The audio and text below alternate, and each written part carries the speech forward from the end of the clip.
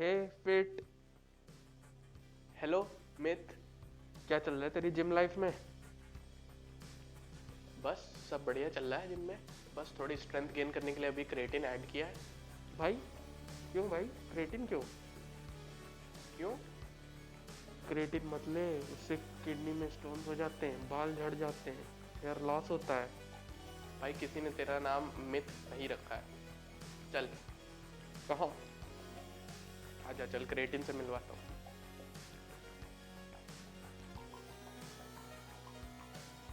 सो creatine creatine market में गिने चुने सप्लीमेंट्स में से एक ऐसा है which is backed by research. इस पे काफ़ी रिसर्च हुई है। Some studies showed that creatine effective होता है मसल गेन या स्ट्रेंथ गेन के लिए। And some research also showed कि क्रिएटिन को यूज़ करना टोटली सेफ है। तो मार्केट में वैसे तो बहुत सारे यूजलेस सप्लीमेंट्स हैं, पर क्रिएटिन अपने आप को हमेशा बेस्ट साबित करते आ रहा है। एक रिसर्च हुई थी जिसमें 250 सप्लीमेंट्स को, जो जो मसल गेन और स्ट्रेंथ गेन में हेल्प करते थे, उन 250 सप्लीमेंट्स को एग्जामिन किया गया था। उनमें से creatine one of the best था। सो अब बात करते हैं क्रिएटिन। क्रिएटिन वीडियो में इतना हो गया, पर क्रिएटिन होता क्या है? तो क्रिएटिन होता क्या है? क्रिएटिन एक मॉलिक्यूल होता है जो नेचुरली हमारी बॉडी में प्रेजेंट होता है। कुछ लोगों में ज़्यादा, तो कुछ में एज कम्पेयर टू देम कुछ में कम होता है। वैसे तो क्रिएटिन हमारी बॉडी में नेचुरली प्रेजेंट होता है, और कुछ प्रोटीन सोर्सेज में भी क्रिएटिन मिलता है, और हम अपनी बॉडी में क्रिएटिन का कंटेंट बढ़ा सकते हैं थ्रू सप्लीमेंटेशन। तो क्रिएटिन, इसको सप्लीमेंट क्यों करना है? क्यों करना है सप्लीमेंट? तो आसान लैंग्वेज में समझते हैं। सी, जब हम लिफ्ट करते हैं, जब हम वेट लिफ्ट करते हैं, जिम में जाते हैं, वेट लिफ्ट करते हैं, लाइक एग्जांपल आप बेंच प्रेस मार रहे हो, तो आप ATP, adenosine triphosphate, which is जो हमारे मसल्स होते हैं उनका एनर्जी स्टोर होता है, मेन एनर्जी स्टोर होता है, उसे यूज़ करते हैं। धीरे धीरे वो स्टोर्स डिप्लीट होते जाते हैं। तो एक टाइम ऐसा आता है जब हमारी मसल्स फटीग फील करने लगती हैं, हम फटीग फील करने लगते हैं, और वो जो एक दो एक्स्ट्रा रैप होते हैं वो हमसे नहीं लगते। यहाँ पे रोल आता है क्रिएटिन का। क्रिएटिन क्या करता है? क्रिएटिन एक तरीके से जो एटीपी जनरेशन है, रीजनरेशन ऑफ एटीपी है, जो रीजनरेशन ऑफ एटीपी है, उस प्रोसेस को फास्ट कर देता है, जिसकी वजह से हम एक से दो रैप और एक्स्ट्रा मार लेते हैं। अब आप सोचोगे एक या दो रैप इससे क्या फ़र्क पड़ता है? अगर आप लॉन्ग रन में देखो तो फ़र्क पड़ता है। ऐसे समझो, लॉन्ग रन में आपके स्ट्रेंथ गेन हुए, तो स्ट्रेंथ गेन जब होगी तो मसल गेन भी तो होगा, वही तो आपको चाहिए। अब बात ये आती है कि कौन सा क्रिएटिन है। मार्केट में तो बहुत तरीके के क्रिएटिन है, तो कुछ पॉपुलर क्रिएटिन के नाम लूँगा। Creatine monohydrate, micronised creatine, creatine HCl, creatine ethyl ether. But best और सबसे अच्छा कोई फॉर्म है तो वह है क्रिएटिन मोनोहाइड्रेट। क्यों? क्योंकि इसके रिजल्ट्स फास्ट है, ये वेल रिसर्च्ड है, इस पर काफ़ी सारी रिसर्च हुई है, बाकियों पे इतनी रिसर्च नहीं हुई है। एंड सेकेंडली ये चीप होता है। And so long story short, creatine monohydrate is best, go for it. अपना पैसा बचाओ और गो फॉर क्रिएटिन मोनोहाइड्रेट। हाँ, बट अगर आपके पेट में ब्लोटिंग होती है, या क्रैम्प आता है, या दर्द होती है, तो फिर you can go with HCl। But हाँ, मोनोहाइड्रेट इज बेस्ट। अब आप सोच रहे होगे कि क्रिएटिन की कितनी सर्विंग लें, कितनी क्वांटिटी लें, किस टाइम लें, कैसे लें। सो क्रिएटिन लेने के दो तरीके हैं, हाँ, बट इंडिया में तीन है। तो पहला तरीका है लोडिंग। इसमें क्या करते हो आप? पहले के 5 to 7 डेज के लिए आप 20 ग्राम्स ऑफ क्रिएटिन लेते हो अपनी per day. 20 grams of creatine per day लेते हो 5 to 7 डेज के लिए। उसके बाद आप 3 to 5 ग्राम नॉर्मल सर्विंग पे वापस आ जाते हो आगे आगे के दिनों के लिए, ताकि आप जो क्रिएटिन स्टोर्स हैं वो एलिवेटेड रहे। एंड दूसरा तरीका होता है कि नॉर्मल आप पहले दिन से 3 to 5 ग्राम की सर्विंग, जो भी स्कूप आता है 3 या 5 ग्राम का, उसी सर्विंग आप लेने लगते हो। एंड उसमें आपको कोई लोडिंग करने की ज़रूरत नहीं होती, कुछ नहीं होता, आप बस नॉर्मल लेते रहते हो।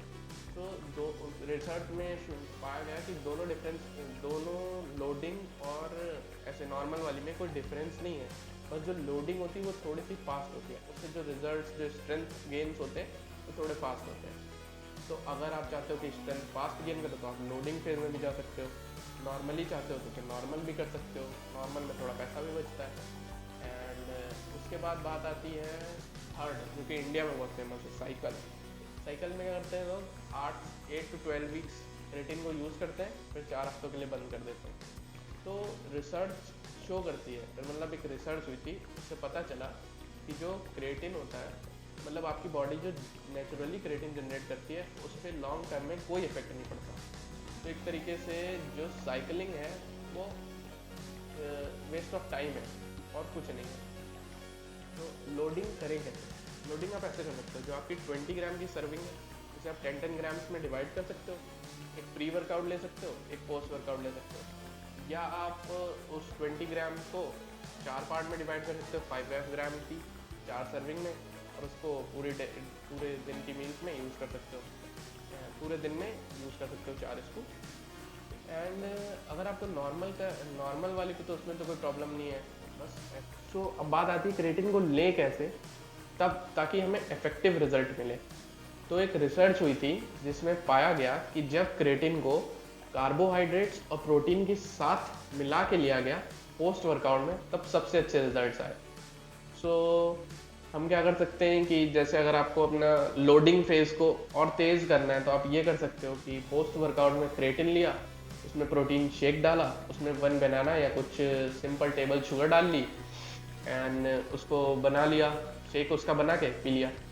एक बार आपका लोडिंग फेज खत्म हो जाता है, फिर आप क्रेटिन अपने पूरे दिन में किसी भी टाइम लो, इतना मैटर नहीं करता है। क्योंकि देखो, आपके क्रेटिन के जो स्टोर्स हैं वो पहले से एलिवेटेड है। अब आपको सिर्फ अपनी बॉडी में स्टोर्स को एलिवेटेड रखने के लिए क्रेटिन पहुंचाना है। तो एक बार आप लोडिंग फेज कर लेते हो, 6 to 7 डेज का एक बार आप लोडिंग फेज कर लेते हो। उसके बाद आपको ये नहीं कि हमेशा पोस्ट वर्कआउट के बाद लेनी है, आप पूरे दिन में किसी भी टाइम 3 to 5 ग्राम्स क्रेटिन ले सकते हो। और जो वो लोग हैं जो 3 to 5 ग्राम्स डेली रहते हैं, मतलब उनके लोडिंग फेज नहीं नॉर्मल वाला कर रहे हैं, तो आप पोस्ट वर्कआउट में ऐसे ही प्रोटीन शेक के साथ कार्ब्स और प्रोटीन के साथ क्रेटिन ले लो। सो अब बात आती है सबसे बड़े क्वेश्चन की, जो आज तक क्रेटिन पे बहुत सारे सवाल उठाता रहा है, वो है hair loss. Is creatine safe? तो ये बात एक रिसर्च से आई थी। एक रिसर्च हुई थी रग्बी प्लेयर्स पे, तो उसमें पाया गया कि क्रेटिन लेने से रग्बी प्लेयर्स का DHT लेवल, DHT एक हार्मोन होता है जो हेयर लॉस के लिए रिस्पॉन्सिबल होता है, वो 40% लेवल से बढ़ गया था। ठीक है, बट ये जो होल आइडिया और ये जो पूरी चीज है, ये एक रिसर्च पे बेस है। तो ज़्यादा रिसर्च नहीं है इस टॉपिक पे, बट मेरा ओपिनियन ये है, अगर आपकी हिस्ट्री, फैमिली हिस्ट्री में कोई हेयर लॉस नहीं है, फैमिली हिस्ट्री में बार्डनेस नहीं है, सो नो वरीज, आप यूज़ करो आराम से। पर अगर है भी आपकी, तो अभी तक कोई ऐसा एविडेंस या रिसर्च नहीं आई जो प्रूव करे कि क्रेटिन आपकी बार्डनेस के लिए रिस्पॉन्सिबल हो सकता है। तो इन माय ओपिनियन, अगर आप चाहते हो तो आप अपने डॉक्टर से कंसर्न कर सकते हो। In my opinion no worries, अभी तक तो तो अब सम अप करते हैं पूरे इस क्रेटिन के सीन को। तो जो क्रेटिन मोनोहाइड्रेट होता है वो बेस्ट होता है, उसे ही लेना। सबसे पहली प्रेफरेंस आपकी क्रेटिन मोनोहाइड्रेट होती है, वो बेस्ट होती है। फिर पोस्ट वर्कआउट में कार्ब्स और प्रोटीन के साथ लोगे तो मैक्सिमाइज होते हैं result. Third, loading phase faster होता है एक नॉर्मल से। Cycling is waste of time, ठीक है, साइकिलिंग के चक्कर में मत पड़ो। एंड यस, एंड में आपको बताना चाहूंगा कि सबसे पहले आती है डाइट और आपकी एक्सरसाइज, सप्लीमेंट उसके बाद आते हैं। पहले अपने डाइट और एक्सरसाइज वाले पार्ट को सही कर लो, फिर सप्लीमेंट का काम आता है, वरना सप्लीमेंट किसी काम का नहीं होता अनटिल अनलेस आपकी डाइट और एक्सरसाइज नहीं सही है। एनीवेज, इफ यू फील कि आपने इस वीडियो से कुछ सीखा, तो please subscribe to the channel and ये वीडियो उससे शेयर करो जिससे आपको लगता है कि उसे देखनी चाहिए। Third, please give it a thumbs up, और नीचे कमेंट करके बताओ नेक्स्ट वीडियो किस टॉपिक पे चाहिए, क्योंकि मेरी जो वीडियोस होंगी वो वेल बैक्ड बाय रिसर्च होंगी। कोई BS नहीं होगी, कोई मिथ नहीं होगी, कोई ब्रो साइंस नहीं कि कहीं से पढ़ा, कहीं इंटरनेट से पढ़ा और बता दिया। हर चीज बैक्ड बाय रिसर्च होगी। So till then, bye bye, ta ta, नमस्कार, स्टे हेल्दी, स्टे सेफ।